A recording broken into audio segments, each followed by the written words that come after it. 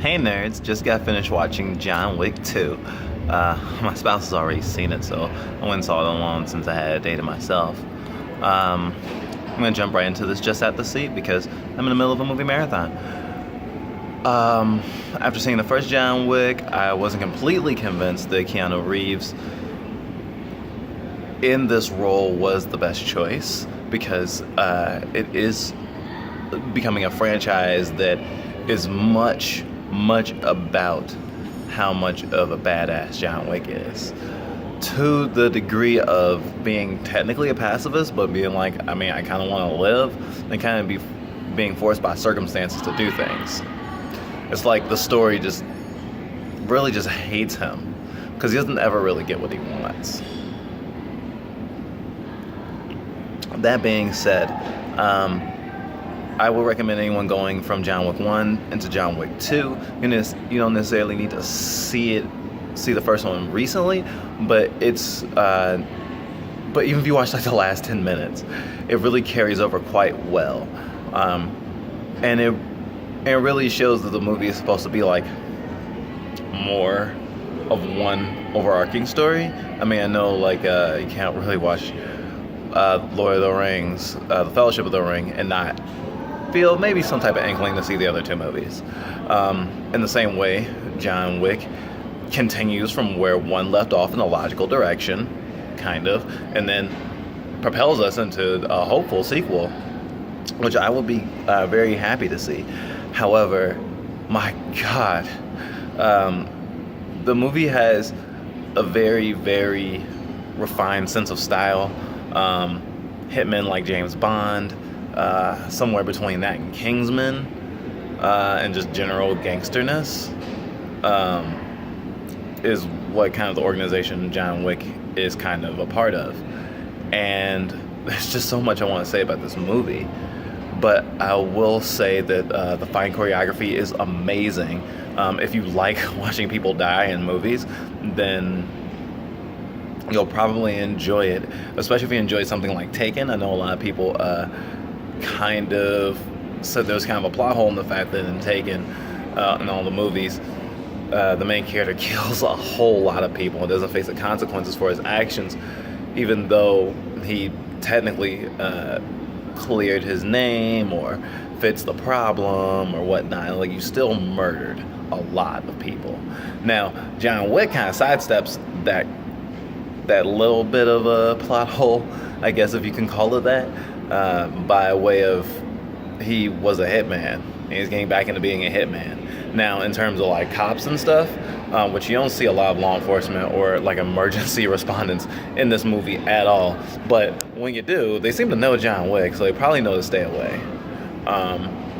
And considering like this whole underground assassin organization, I'd say that it's safe to say the cops are paid off, and they couldn't do much anyway. John Wick spends his time killing people who kill people for a living, so that's interesting. And I guess and the movie tries to, in that way, absolve him of all the blood on his hands, because he didn't mean to have this blood on his hands. He didn't want to have the blood on his hands. You forced his hand, John Wick's hand. How could you stab the boogeyman in the back? And they put him within the confines of the story by creating these rules that we didn't know about in the first movie, which are really the main driver for this movie. So it's really easy to get lost in where the motivation is and get confused. Certain characters do things that's like, wait, why did you do that even though you did that? Generally it's because the person's an asshole, I guess. I'm trying to be a little bit non-specific because John Wick has been out for like almost 3-4 weeks, but I still want to avoid spoilers just a little bit because there were no plot twists. I'm not even gonna kid you, nerds. But the way that the plot moves and what happens with some of the characters, and some of the small itsy bitsy payoffs that exist in the movie, I don't want to ruin them because I really liked them, and knowing them ahead of time really would kind of buzzkill it. However, I will say that Ruby Rose is a great actor, and their performance in this movie definitely topped Resident Evil, the final chapter. Still haven't seen Triple X yet, so I'll definitely let you nerds know how that pans out for Rose. However, in this movie, Ruby Rose plays a very uncommon character, someone who can't speak, someone who is, I'm assuming, deaf, and they do a really, really good performance in this movie. I really enjoyed it. I do wish there was more to it. I will say that in the end, it kind of ends up being a bit shallow in a way, but I guess there's a lot of ways you can look at it.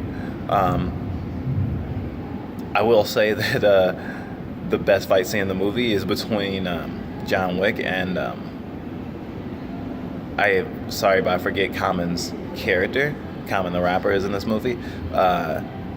He has some like old Romanish name, starts with an A, like not Adidas and not Adonis either. No, it has an A in it. It's Caspian. His name is Caspian in this movie. He's kind of a floating assassin, and him and John kind of have a rivalry. So I expect to see Common in the next film, and it's nice to say that I technically just spoiled it that Common doesn't die, just because saying I really want to see him in the next movie. There's very few movies that have Common holding a gun where he doesn't die. So it'd be nice to see how long he lives in the next movie, because he probably won't live past it. That all being said, it's a very spectacular watch. If you're into action movies, especially gun-centric ones, I mean, people who've learned gun models and customization through something like Call of Duty might get a huge kick out of this, because they go into gun specs quite quickly sometimes, but it seems to be detailed, and at least from a passive observer's standpoint, it seems to be spot on, and it's very, very impressive. The performances in this movie aren't bad, but they don't lend themselves to too much. Although John Wick technically is the fallout of a love story, it always has been. It is nice to see that it doesn't stray too much from that central plot, because revenge stories can get really lost in all the revenge, but this movie seems to be plainly aware of the revenge. Also, there's a lot of not dialogue in this movie, not just because of Ruby Rose's character, but also because there's just a lot of like little montages and nice establishing shots. Just take up time, or sometimes you'll even just see John walking and get attacked for some reason.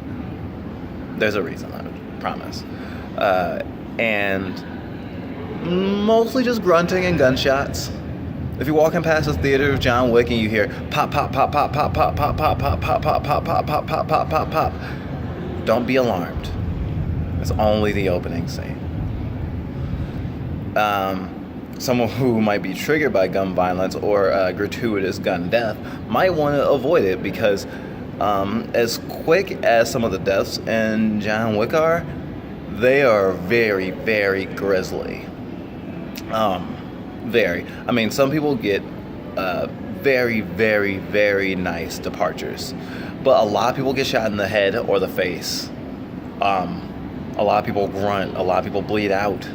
It's not pretty. And it's much like playing a video game. I hope that I can find a video of someone doing the death counter of John Wick 2, because I'm almost entirely sure he's killed well over 100 people in this movie.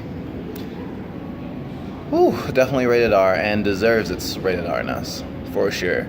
Another thing, a cool kind of Easter egg-ish thing is when hits are going out in the movie, there's like this little telemarketing place that sends out the hit, or the information for the hit, to all the people who might be interested, to their cell phones. And it looks astonishingly like the end of The Matrix, when the phones look like they're being tapped or encrypted, while Neo is telling a kid that he should escape the Matrix, and that he should be in the next movie, but not really. Well, actually, he wasn't in the next movie, so shut up. It's been a long review. Hope you nerds are enjoying February. It's almost over. And have a good one.